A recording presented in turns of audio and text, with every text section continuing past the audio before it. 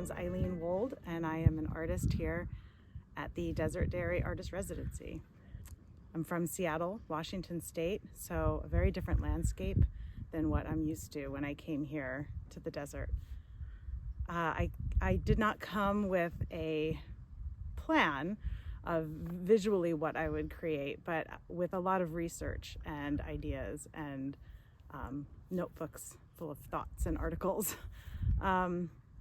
And that's generally how I work. So my art practice is looking at energy production and how it relates to climate change through physical world, but also sort of culturally and economically.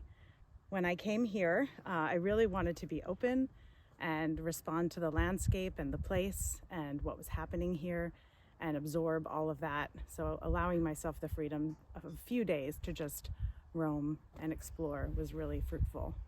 This is the perfect place to explore what I'm thinking.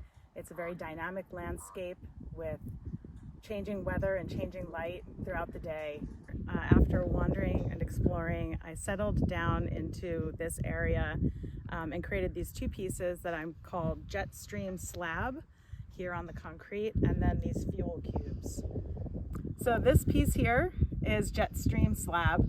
It's a charcoal drawing of a pattern of jet streams through the perspective of sort of that one point. From the back forward to this area here, the jet streams change, the pattern changes, as we know the jet streams have changed over recent history, from a sort of beautiful, oscillating, predictable nature with weather patterns that we sort of came to understand and rely on, to a jet stream that's very extreme and sort of going out of bounds.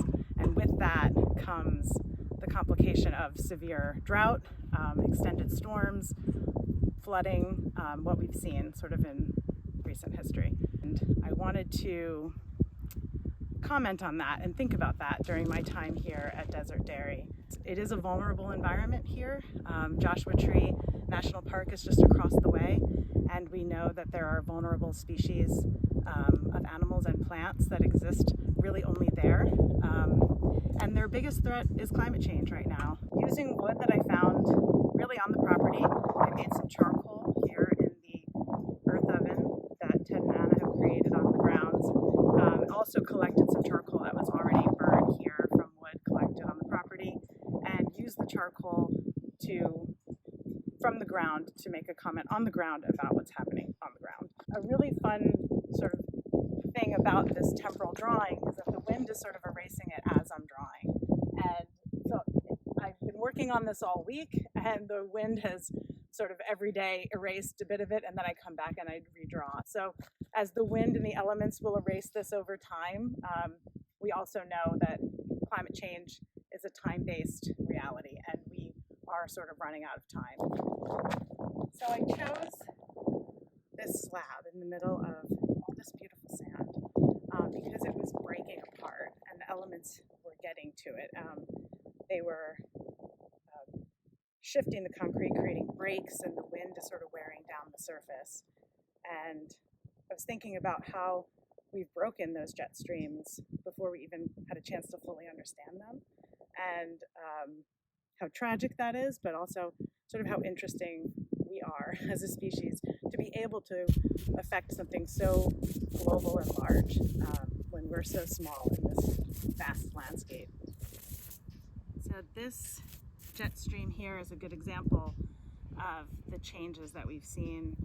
I worked in 2002 with a scientist, Dr. Eileen Wold, at the Pacific Northwest National Laboratory in Washington State on his climate models. And he and I worked together in an exhibition in Seattle called Arctic Amplification, thinking about the teleconnections between these jet streams and the wildfires that we're seeing in this region. So what we thought we understood, now we have really accurate climate models to predict them. And this is inspired by some of the research. So while on the property collecting sticks to make the charcoal drawings, I would gather sticks into piles and sort of sort them, and realized I started creating these square meter shapes, which have always been a significant measurement in terms of in my work in terms of carbon sink footprints throughout the globe. So I kind of think in square meters, and you've seen that sort of throughout my work. And I didn't expect it to come up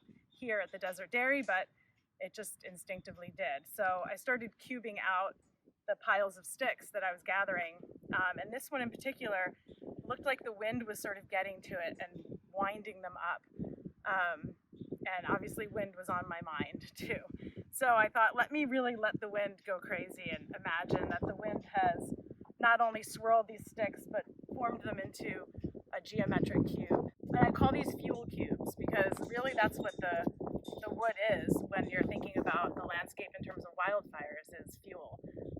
And it's dangerous to have fuel around. There's sort of precarious danger to thinking about this lighting on fire when you have a vulnerable environment like this, but also the human industry of creating power and generating power from the resources around us.